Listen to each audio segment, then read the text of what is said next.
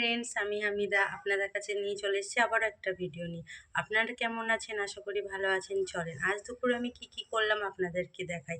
আজ দুপুরে আমি কি রান্না করলাম, কি দিয়ে খাবো, চলেন।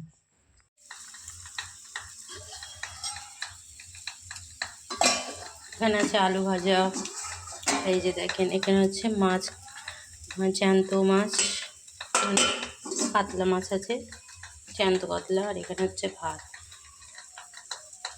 রান্নার থেকে বড় খাটনি কি জানেন? এই যে দেখেন রান্নাঘর পরিষ্কার করা।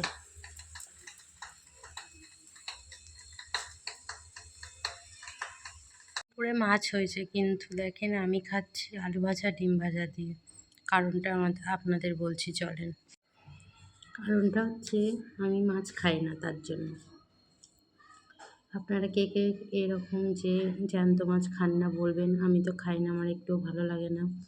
আমি সব মরা খাই, চালানি মাছ খাই আমি।